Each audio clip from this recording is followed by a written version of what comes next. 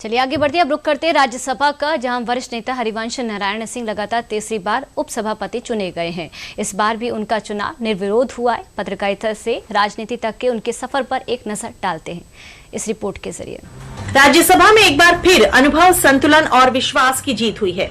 वरिष्ठ नेता हरिवंश नारायण सिंह लगातार तीसरी बार उपसभापति चुने गए हैं। खास बात यह है कि इस बार भी उनका चुनाव निर्विरोध हुआ है। विपक्ष की ओर से कोई उम्मीदवार मैदान में नहीं उतारा गया, जिसके चलते हरिवंश का इस अहम पद पर चुना जाना तय माना जा रहा था और आज इसकी औपचारिक घोषणा कर दी गई। राज्यसभा सांसद हरिवंश नारायण सिंह का पिछला कार्यकाल 9 अप्रैल को खत्म हुआ था, जिसके बाद ये पद खाली हो गया था। ऐसे भी राज्यसभा के सभापति और उपराष्ट्रपति ने नियमों के तहत चुनाव की प्रक्रिया तय की और नामांकन की समय सीमा पूरी होने के बाद तस्वीर पूरी तरह साफ हो गई।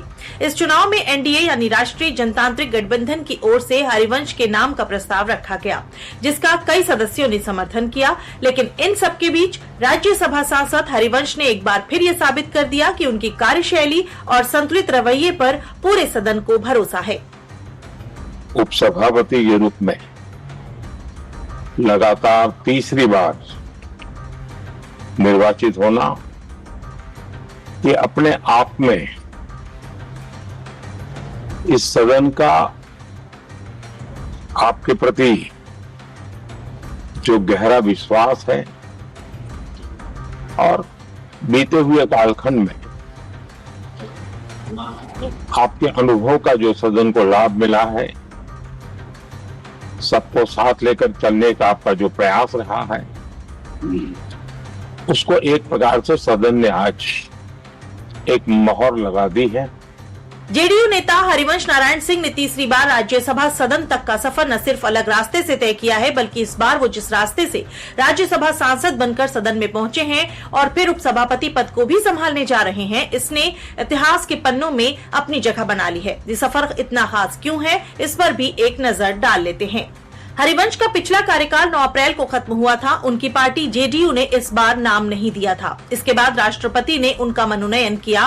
पूर्व सीजेआई रंजन गोगोई के रिटायर होने के बाद सीट खाली हुई थी। इसे भरने के लिए जेडीयू के हरिवंश को चुना गया। वे 2032 तक राज्यसभा में रहेंगे।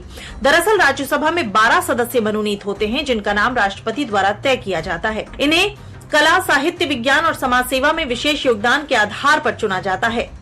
लगातार तीसरी बार हरिवंश नारायण सिंह को इस पद पर चुने जाना अपने आप में एक बड़ी उपलब्धि माना जा रहा है, जो ये दर्शाता है कि सदन को उनके अनुभव, कार्यशैली और निष्पक्ष संचालन पर गहरा भरोसा है।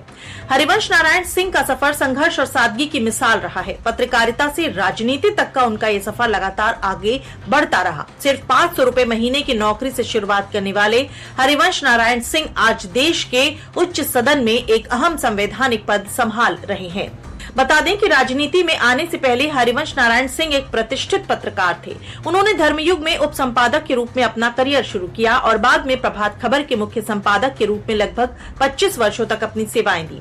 इस दौरान उन्होंने पूर्व प्रधानमंत्री चंद्रशेखर के अतिरिक्त मीडिया सलाहकार के रूप में भी कार्य किया। उन्होंने बनारस हिंदू विश्वविद्यालय से अर्थशास्त्र में स्नातकोत्तर और पत्रकारिता में डिप्लोमा किया है। बता दें कि 2014 में जनता दल ने उन्हें बिहार से पहली बार राज्यसभा भेजा था। वहीं 2018 में पहली बार राज्यसभा के उपसभापति बने। उसके बाद 2020 में हरिवंश नारायण सिंह दोबारा उपसभापति चुने गए। अब उनके तीसरे कार्यकाल 2026 से 2032 के लिए उन्हें राष्ट्रपति द्रौपदी मुर्मू द्वारा मनोनीत किया गया है। इसी के साथ संसदीय इतिहास में वो इस महत्वपूर्ण पद पर पहुंचने वाले देश के पहले मनोनीत सांसद बन गए हैं। मुझे विश्वास है उपसभापति जी का नया कार्यकाल उसी भावना, संतुलन और समर्पण के साथ आगे बढ़ेगा और हम सबके प्रयासों से सदन की गरिमा को नई ऊंचाई प्राप्त होगी। बताते चले कि हरिवंश नारायण सिंह से पहले डॉक्टर नजमा हेपतुल्ला एकमात्र ऐसी सदस्य थीं जिन्होंने उपसभापति के रूप में लगातार 3 बार से अधिक कार्यकाल पूरे किए थे। वे कुल 4 बार इस पद के लिए भी चुनी गई थीं और उन्होंने रिकॉर्ड 16 वर्षों तक ये जिम्मेदारी संभाली। लेकिन इन सब के बीच पहली बार बतौर मनोनीत सांसद हरिवंश नारायण सिंह के राज्यसभा का सभापति बनने के बाद संसदीय इतिहास में एक नया अध्याय जुड़ गया है।